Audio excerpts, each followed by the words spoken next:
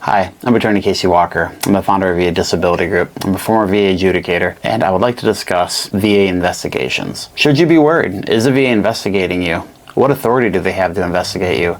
Well, let's dig into some of these questions. For starters, what authority does the VA have to investigate veterans, businesses, or other people who might be abusing the VA system? That would be the Inspector General Act of 1978. This was a statutory authority which grants authority to the VA and the Office of Inspector General, OIG, commonly referred to. So OIG has been given the authority through statutory authority to investigate abuses against the VA system. That's what they're looking for, is abuses of the VA system from within, meaning veterans or employees, and then from small businesses and other people taking advantage of the VA system. Who initiates an investigation? The Office of Inspector General. This is OIG. They're vested with the authority, and they're the ones who actually conduct the investigation. They actually have a VA internal OIG system which falls under that authority. So how is an investigation initiated? Well, that gets interesting. So one of the most common ways we see is ex-spouses,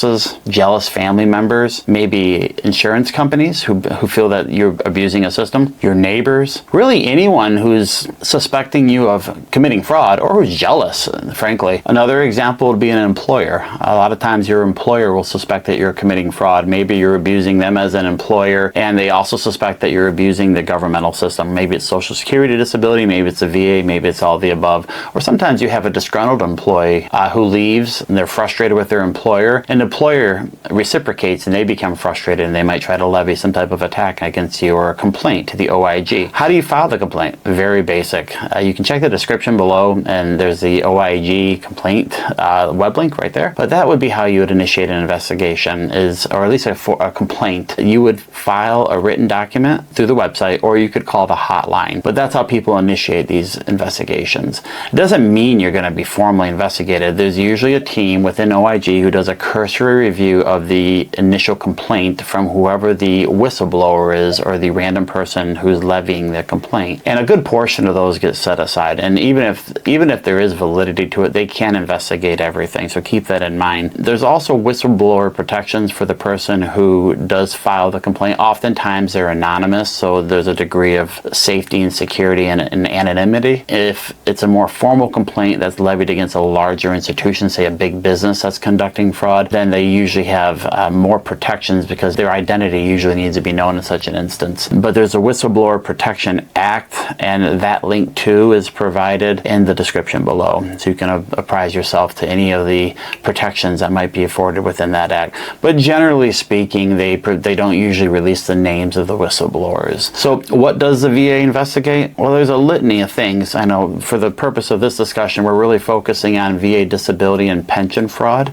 So people who are embellishing or lying about things, veterans that is, if they're even a veteran, that's often one of the things that are investigated is the actual veteran status. People will actually fabricate military records in order to obtain benefits. So within the realm of VA disability and pension, what are some examples? Well, it's not uncommon people will say they can't use their lower limbs, and that's a pretty extreme symptom if you can't use your lower legs. So we've had a few calls at our office in the past from people who are being investigated for fraud. We tend to pass on these cases because usually the fraud is pretty apparent based on our experience. But in one instance, we had someone who claimed they couldn't use their lower limbs. They received what's called special monthly compensation in addition to the max scheduler ratings for their lower limbs because they had no functional use. At least that's what they communicated.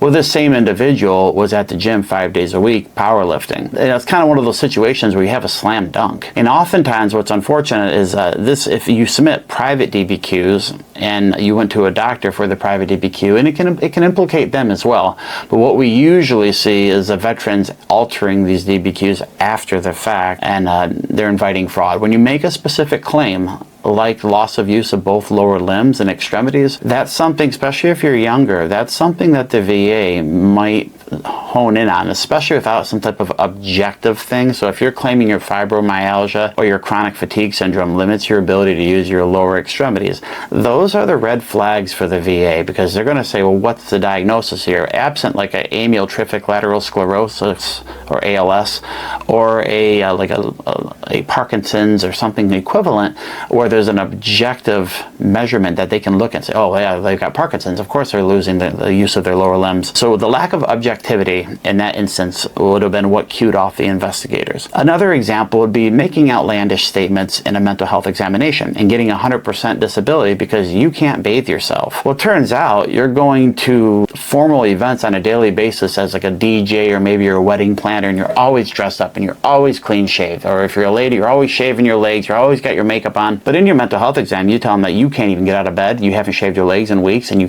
don't put makeup on anymore, you don't do your hair anymore, whatever it might be. When you make such outlandish statements, if it's not in fact true, you're setting yourself up for an easy investigation. Another example would be that we've seen is caregiver funds. We've had instances where people are collecting caregiver funds, but they live outside the state of the person they're supposed to be caring for. And it's just stuff like this. These things are happening all over the country, and you can actually go to the Office of Inspector General's webpage within the VA. That web link's also provided within the description, and you'll see hundreds of different investigations. But it's not just disability. I'm just trying to cover the disability for the most part here. You'll have businesses who are taking advantage of the veterans or the VA, people that are abusing contracts with the VA at a macro level.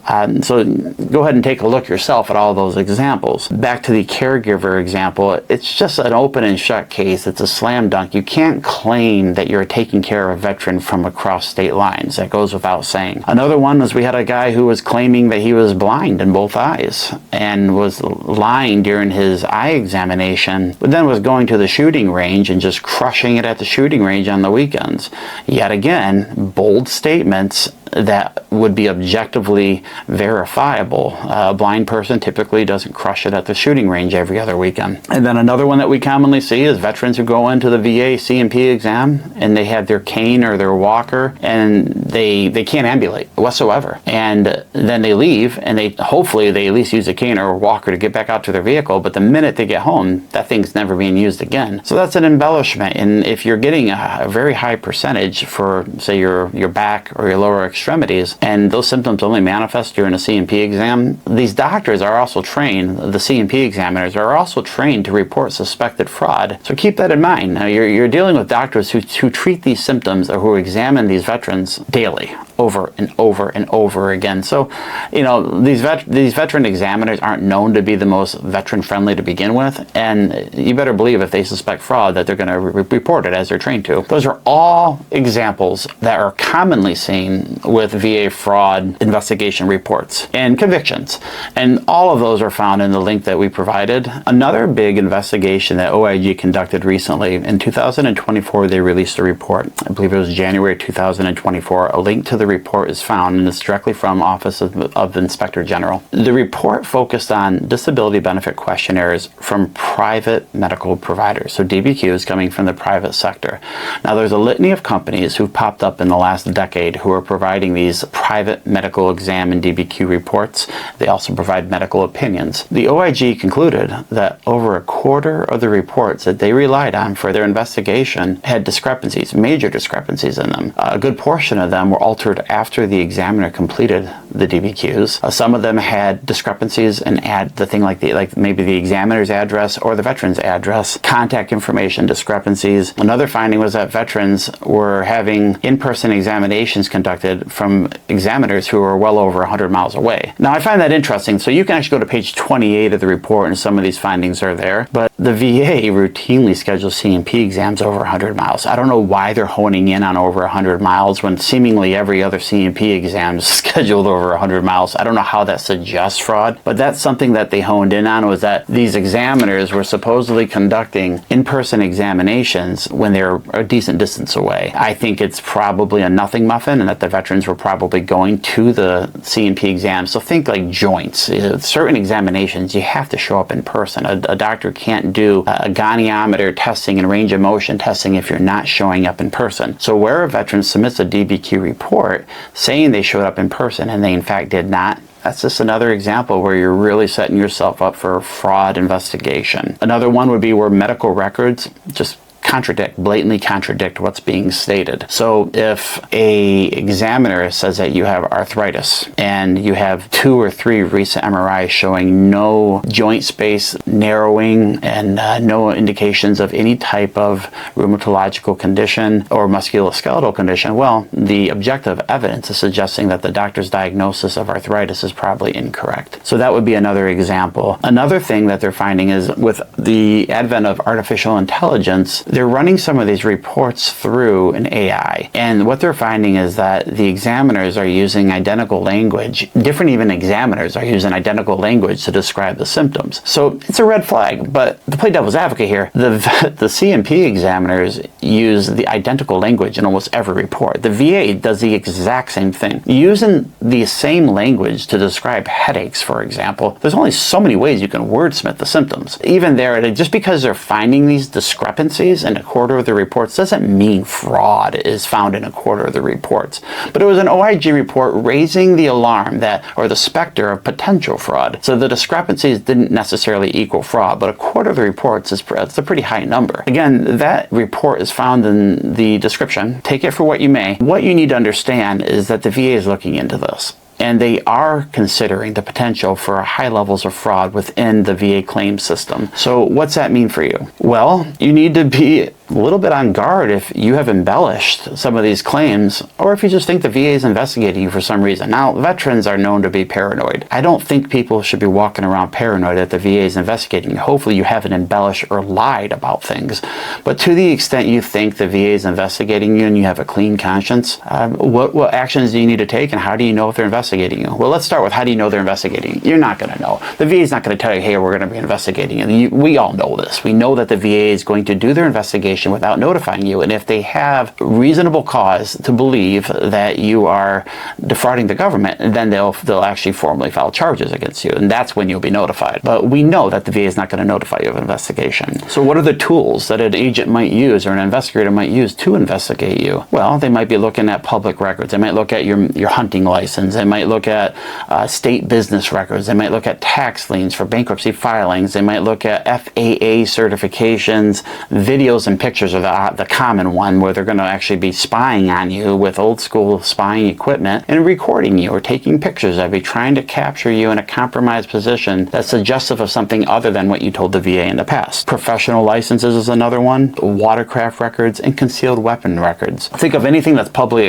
accessible. Another very common one is your social media. And this is the biggest one. Every lazy man's approach is, I'll just check their social media page out, and that might be an open and shut case. They might find video of you that you've posted on Facebook powerlifting when you told them you couldn't use your lower extremities. Well, hello, McFly. Yeah, you're setting yourself up for failure. So the VA is going to use those tools to investigate you. The most common one is they usually try to catch you in the act by recording you. Well, how do you mitigate some of these things? Well, you can move out to the country and you always see their vehicle. Most of these investigators aren't going to sit with binoculars in the woods looking at you. They're going to try to capture you in public setting. But if you're having to move to rural areas to avoid being investigated, there's a bigger problem here. But I mean, that's the reality, though, is you really can't mitigate. Once they've started the investigation, you just need to be transparent. So one of the unfortunate things is these investigators, they tend to be overzealous. So they'll try to get you in a compromised position holding like a big cardboard box. Now, there might be pillows in the cardboard box, but they'll try to make it seem like you're carrying a really big, heavy box. So their goal is to show and to demonstrate that you're committing fraud. And that's unfortunate because sometimes it simply isn't the case. The other things is the mitigating things like taking painkillers for pain. Maybe you're taking certain creams or arthritic medicines, other mitigating things that you're doing in the background the other 23 hours of the day, and they're just looking at one window of like an hour a day where they're going to capture you. They don't know what you did the rest of the day. Maybe you laid down. Maybe you spent 3 hours doing rehabilitation in the house. Keep in mind, and all that would come out if there were actual charges, you'd be able to defend yourself. But that's the unfortunate thing on some of these investigations. Keep in mind, some of these investigations come from insurance companies or private investigators, and sometimes those private insurance reports are initiating a more formal report. So it's not always the VA investigating you. Sometimes it's some other purpose. Maybe you're collecting Social Security disability. Maybe their OIG is investigating you. Or maybe you filed a fraudulent insurance claim, or they believe you did. And they're investigating you because they think they're going to have too large of an insurance payout. I mean, the list gets pretty extensive here. Maybe you have an employer and you've claimed workers' compensation, and a workers' compensation private investigator for the company is coming and investigating you. All of those examples of private investigations can actually be used and submitted to the VA for a more formal VA OIG report. That's how the system works. So what do you do if you suspect they're investigating you? Well, again, you can move out to the middle of nowhere and never leave your house again, but that's just not reality. And that screams of a guilty conscience anyhow, so let's not do that. Contact an attorney. The best defense is an offense, and perhaps you can initiate a lawsuit against whoever you believe is investigating you. Don't take action that contradicts your past statements. This is the one, like the hello McFly, like goes without saying. If you told them you can't use your lower extremities, you shouldn't be using your lower extremities. If you told them you need a cane to walk every day, you should be seen with a cane because that's what you told them. Hopefully you're being honest. Stay away from social media. Don't be a fool. Don't go posting things that are contradictory to what you told the VA. You might have good days, and that might just be genuine. But you still don't want to give fodder to the VA to come after you. So, just don't post things that are blatantly contradicting what you told the VA. Don't post things on your Facebook, on your Instagram, whatever these social media things are that people use these days. Don't do it. I'm not saying don't use social media. Just don't post things that are contradictory to what you told the VA. Will they eventually notify you if you are under investigation? No. If they're going to bring charges against you, they're going to serve you. You're going to due process. You're going to be served, and the complaint will be listed. That's when you'll be notified. So what's the takeaway for you? Honestly, do nothing unless you believe and you have reason to believe you're being investigated, but hopefully you're not just being paranoid. If you have reason to believe you're being investigated, hopefully you haven't committed fraud, and perhaps you try to right the ship before any formal charges are brought. Maybe you notify the VA if you believe you've improved. And that's one way you can mitigate this, is by notifying the VA that you can use your lower legs, that your eyesight's improved. So what do you do if an angry ex or a family member, someone who's upset at you, is reporting you? Well, you can't stop it. But I will tell you this. The OIG rarely conducts investigations in these instances because of the bias and the emotions that are so charged. They tend to not be credible. And I'm not saying they're not going to do the investigation, but they have to pick and choose which ones they're going to investigate. Now, if the spouse is providing objective videos and evidence, well, you might be in a pickle. Again, the OIG rarely likes to pursue these investigations unless it's just so blatant. If you have an angry ex or employer, or fill in the blank, if they want to file the complaint, they can file the complaint. One other consideration here is you have an investigator or an agent who will be conducting these investigations. What about them? Are they abusing the situation? Are they trying to make your situation look like you're in a compromised position when in fact you can't? We can manipulate a lot of circumstances throughout the day to make someone look worse than the actual reality. Well, yeah, that absolutely happens. And keep in mind, like, some of these people are quite overzealous. And if it's a private investigation, which is not a VA OIG investigation, even those individuals, they get paid by the people who are asking them to investigate you. So it's in their best interest to provide a favorable report, making you look like you're in a compromised position. So unquestionably, some of these agents and investigators are either intentionally misleading or presenting evidence that could come across as such. What you would do is you would expose that in a potential lawsuit or criminal charges, but until that's levied, there's nothing you can do. So don't worry yourself with it. Move on, and you can't control that. One other consideration is we like to look at the OIG as the bad guy, but keep in mind, they do a lot of good for the VA, and they do a lot of good for the veterans. For example, some of these organizations who are taking advantage of veterans and taking a percentage of all future disability payments, well, that's illegal. But it's the OIG who's putting significant assets towards discovering those types of frauds. And so those are good things. We don't want veterans being taken advantage of. It's also the OIG who's investigating these businesses with major contracts who are providing maybe defective masks or defective something and they knew it. It's also the OIG who might investigate defective medical equipment.